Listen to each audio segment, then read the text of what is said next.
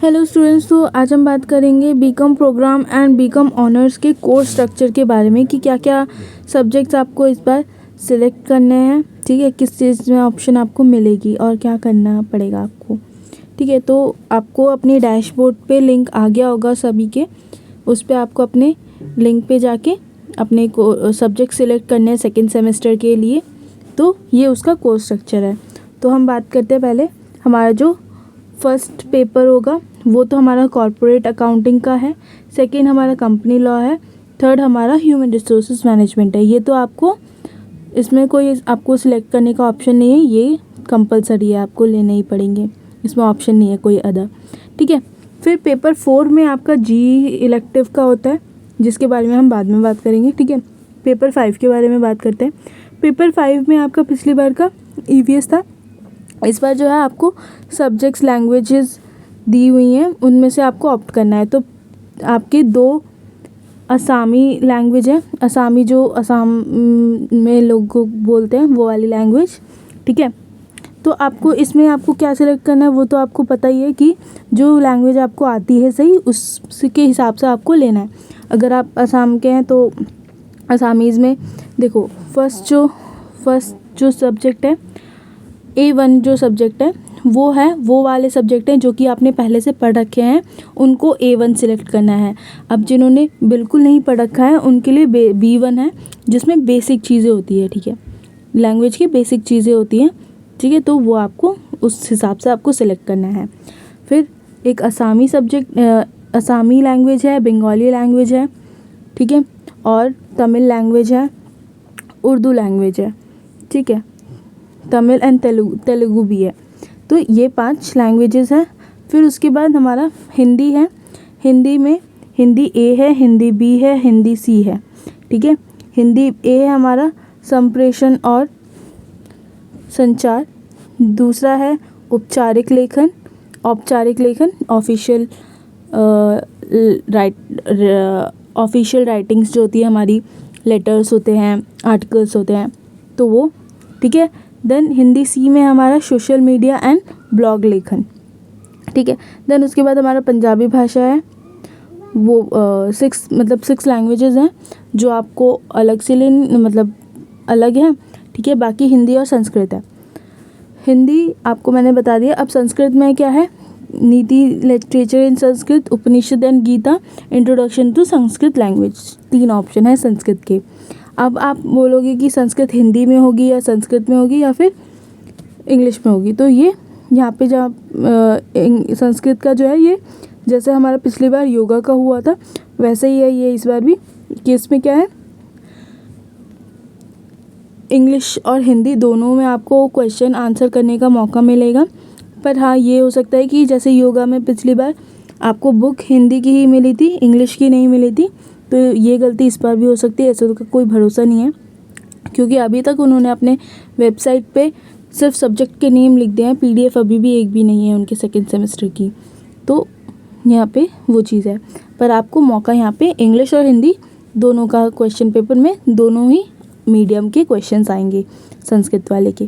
ठीक है, फिर उसके बाद पेपर 6 हमारा है, इसमें आपके जो फर्स्ट सेमेस्टर के सब्जेक्ट थे सेम वही ऑप्शंस है, यहाँ पे भी अभी भी सेम ऑप्शंस है, पर जो आपने पहले फर्स्ट सेमेस्टर में एग्ज़ाम दे चुके हैं उसका एग्ज़ाम आप वो सब्जेक्ट आप फिर से सिलेक्ट नहीं कर सकते। ठीक है, तो वो उसका ऑप्शन आपको शो ही नहीं होगा। तो अगर आपने पिछली बार इंग्लिश ली थी तो इस बार आपको ऑप्शन में हिंदी रंगमंच आएगी या फिर कॉमर्स फॉर एवरीवन आएगी। अगर आपने कॉमर्स फॉर एवरीवन ली थी तो इंग्लिश और हिंदी आपको दिखाई देगी। ठीक है, तो ऐसे करके आपका इस बार सिलेक्ट करना है। तो इसमें अगर आपने पहले इंग्लिश ले रखी थी तो अब आपको हिंदी ही सिलेक्ट हिंदी सिलेक्ट करें, क्योंकि फाइनेंस फॉर एवरीवन अगर देखो आपका जो 11th-12th में आपने पढ़ रखा है वो अगर आपका स्ट्रॉन्ग है अभी भी, तो आप फाइनेंस फॉर एवरीवन ले सकते हो, तो फिर तो सही है। पर हम जानते हैं कि हमारे 3 सब्जेक्ट यहाँ पे, हमें जुलाई में पेपर है, अभी मई चल रहा है, तो आप इतने सारे 7 सब्जेक्ट सारे ही हार्ड ले लोगे तो फिर पढ़ भी नहीं पाओगे। तो 3 सब्जेक्ट वहाँ पे जी सब्जेक्ट है, 3 सब्जेक्ट तो आपका वो मेन है, वो आपको पढ़ना ही पड़ेगा। ठीक है। बाकी सब्जेक्ट क्या लो, आप थोड़े इजी लो, तो इससे क्या होगा, आपको कम पढ़ने में हो जाएगा, है ना। तो अगर आप इंग्लिश आपने पहले ले रखी थी तो अभी आपको हिंदी ऑप्ट करनी चाहिए, और अगर आपने हिंदी ले रखी है तो पहले इंग्लिश ऑप्ट कर लो। या फिर अगर आपका 11th-12th का पहले का जो पढ़ रखा है आपने अभी तक स्ट्रॉन्ग है, आपके पास नोट्स हैं बने हुए, क्योंकि फाइनेंस फॉर एवरीवन में 2-3 यूनिट ऐसी हैं जिसके जो टॉपिक्स हैं वो आपने 11th-12th में पढ़ रखे, लाइक सेबी है, ठीक है, बैंकिंग वाला चैप्टर है उसमें, तो वो सारी चीज़ें आपने पढ़ रखी हैं, तो उसमें ये है थोड़े बहुत, ठीक है।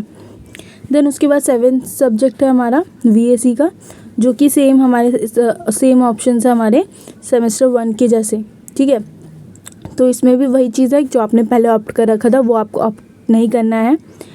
अब इसमें क्या है कि अगर आपने पिछली बार इंग्लिश ले रखा था तो आपको इस बार क्या लेना चाहिए, हिंदी लेना चाहिए आपको, या फिर Sanskrit, yoga, philosophy and practice. अगर आपकी हिंदी अच्छी नहीं है, मतलब आपसे हिंदी करी नहीं जाती, ऐसे बहुत से बच्चे होते हैं जिनसे हिंदी पढ़ाई नहीं जाता, तो वो क्या कर सकते हैं, संस्कृत ले सकते हैं।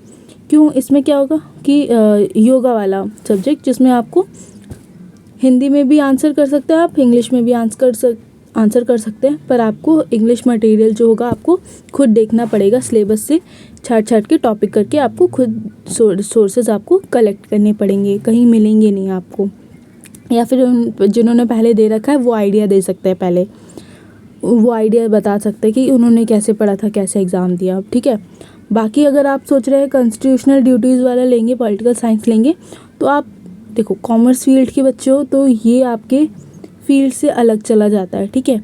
अगर आपकी नॉलेज अच्छी है पॉलिटिकल की तो आप ले सकते हो, वरना फिर या फिर आपको अगर मन हो कि मुझे नॉलेज गेन करनी है तो ले सकते हो, वरना कॉमर्स के बच्चे होते हैं तो उनको पॉलिटिकल SST, बहुत सारे बच्चे होते हैं जो SST से पीछे छुड़ाने के लिए कॉमर्स लेते हैं, साइंस बस की नहीं होती, SST होती नहीं है, तो कॉमर्स लेते हैं बच्चे। तो ये चीज़ तो आई थिंक आपको नहीं लेनी चाहिए, ठीक है। तो ये हमारा ये बात हो गई।